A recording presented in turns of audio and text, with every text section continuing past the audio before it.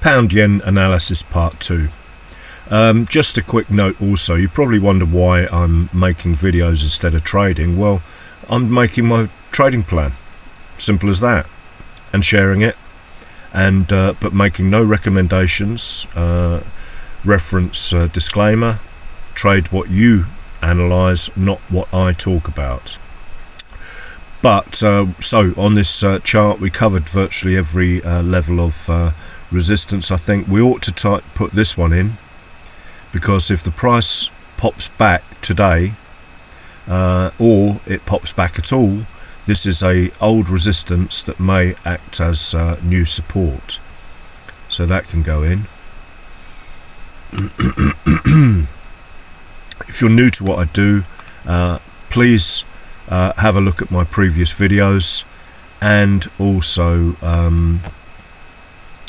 like and subscribe on YouTube if you like the stuff. Of course, if you don't, all the best to you. So we could draw a descending trend line here, zoom out a little bit and see what's going on. Well, obviously we've got a massive level of resistance up here. That'll be one of those monthly levels, so let's just go back to the monthly and stick one on somewhere up there, just so it's precise, like I always do, rather than just sticking a arbitrary level up there. We're going to have a problem with that high if it goes up, and if I'm not able to drag onto, I've got too many charts open, I think. It's getting its knickers in a knot. Hang on. No, still not. Oh, just give it a bit of time, I think. Should have a little box icon under there. It's not working properly for some reason. Alright, that's a shame, because I really wanted to put a level on there. How strange. Right, it's going to probably jump all over the place now because it's got its knickers in a knot. Price is blasting up, as we can see. We're back to the daily chart again, H4. So really I just wanted to analyse this move as if we'd just started on at about 6 or 7 o'clock in the morning, so to see what could have been traded rather than what can be traded in the future. So that'll be the 4 o'clock till 8 o'clock in the morning candle there, and the high of that would have had to have been broken out to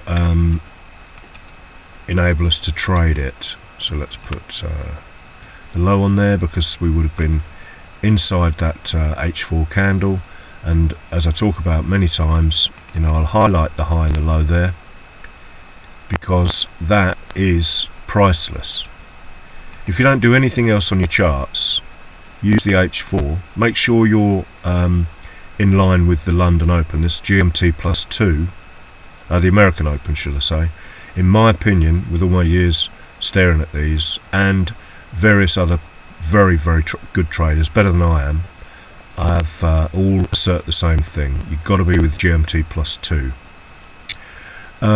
As you can see, this is now attacking that level up there, but and it's got through a serious flip zone here and here, a level that's been used to push up and push back to, push up and push back to, seriously important level there. Probably a round number. I don't know why gold isn't on this chart. I'll have a look and see whether it's up. Oh, the indicator's up now. Indicator list, please. I'm going to pause this and tidy this thing up, because it's done something weird now. Put an order on there, so get rid of that order. That's scary. And pause. So I've closed loads of unnecessary stuff off of my computer, and hopefully we shall get some better reaction times now. So let's see if we can get that monthly high on there now.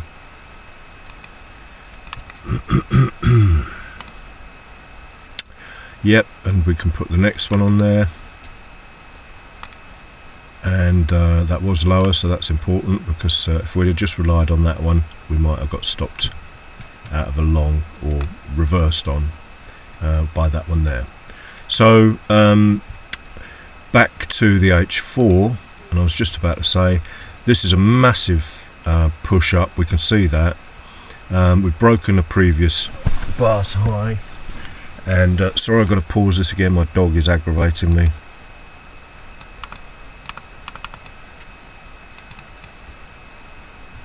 Right, let's see if I can get through this without pausing it again, without any interruptions. So yeah, we've got this massive blast up through here.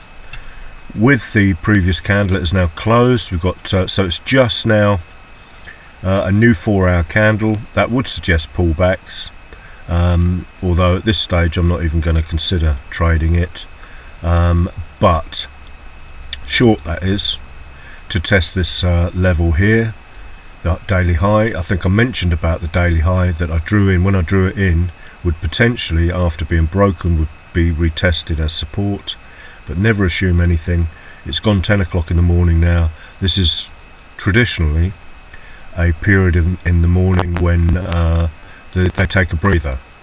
The way I picture it is all the bankers and the traders and whatnot all shooting off for their bacon butty and their morning coffee after no doubt earning millions of pounds in bonuses on their trades, and all patting themselves on the back. So as I said in an earlier video, there's no news to affect the pound till about Thursday, I think, so always keep one eye on that. That's the only bit of fundamental stuff I worry about. Obviously coronavirus, any big announcements like Boris Johnson dying or something would affect the price, no doubt, but now perhaps he realises how much of an arsehole his government have been over the nurses and doctors that have died because they haven't given them any personal protection equipment. I feel very strongly about that. I am livid. There's no need, really. Bad planning it's killed people, and the most important people to us. Sorry for that little rant, but yeah, I can't help feeling so sorry for all those people that have died so far. This is deadly serious. Anyway, this does look like it's popping back, and we will have a look at this. If I was going to trade that short, I would go right down to the 5-minute and look for a 5-minute reversal. Simple as that. So you've got, we talk about these candlestick reversals. They are trend reversals. This is a 1-minute trend. Low, high, high, low, higher, high, high, low, lower, high, lower, low, and continuation. It would need to close below that level, so I'll put that in for the time being. And then if I wanted to go short on this as well, bearing in mind it has tested that level with this as well, so that would be what the wick was on the previous candle. So there's no reason for a second test of this unless they're going to crash it down, or they might test this the hourly 8 EMA. But then you want to be aware of the next time frame's reversal level, which is way down here. So low, high, high, low, higher, high. So if it was going to reverse to that 8 hourly EMA, then it would have to break through this. Excuse me. But we've tested the 134 level. We've already tested that daily high as well here. This is a 15-minute chart, remember. We have actually broken the 15-minute candlestick trend up. Low, high, high, low, higher, high, high, low, lower high, lower low. Continue the song until we break. So I'll stick that level in. We can always delete them if I do a subsequent video. And that's closed below. We could also do an ascending trend line here, and we can do one here. Might as well do the big one first, and then because this is pulled back, this is a high broken by this. It would be clearer on the 1-minute chart, or the 5-minute chart even. We're on the 15 now. I lose track. So yeah, we've confirmed down. We've confirmed back up now on the 15-minute. High, low, lower, high, lower, low. low, high, higher, low, higher, high. That looks like it might be a double bottom actually. Let's double check the levels. It is precise. The low is 993. The low of that is 134002. So that is the low. That's critical. Low, high, higher, low, higher, high, and break of the penultimate candle, the one before. High, low, lower, high, lower, low. That's how the song goes. So we're back up again, but we've made now a virtual double top. It's not quite to the pip, but I don't worry too much about that. When you're on an hourly chart, you know, my mentor did tell me that it did matter to the pip, but or the micro pip, but I'm not sure 15 years later. So 5 minute, it's the support has held. 5 minute low there currently, doesn't mean a lot. We can look at the 1 minute trend. Not a lot to see there really, but this is the high, low, high, higher, low, higher, high, higher, low, higher, high. That's the uptrend. High, low, lower, high. And remember, we're waiting for this to break this M5 low. It would come down lower low. That's your trend in place. Pull back, continuation to check, to test that daily high there. And that's how it works. So I couldn't, and when it continues down, high, low, lower, high, lower, low, it must break that 15-minute level there to reverse to the downside and close on the 15-minute before you consider going short, waiting for a pullback and a continuation. Remember, this time of day it is massively benign, if you like. As I said before about the bankers all rushing off to get their bacon butties. So I tend to I prefer to stay out. And you can see what's happening now.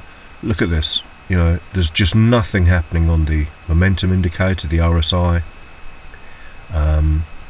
So when it breaks through that 20, have a watch yourself, see if it, because you'll be watching this video after the event, and probably all the action I'm talking about has happened. But have a look and see what's happened. Try to line your chart. Try to get a demo chart with the GMT+2 if you're not on it. You really need to be on that time frame. And if you've got a live account with someone, I would suggest changing to a live broker that offers GMT+2. We can stick another descending trend line that connects all these, tightening up to the latest lower high that's been broken, so these become disregarded. Those will just be a spike on probably the 15-minute chart or something like that. Yeah, it's not clearly visible, but there's a spike there. And that's it, part 2. See where this goes.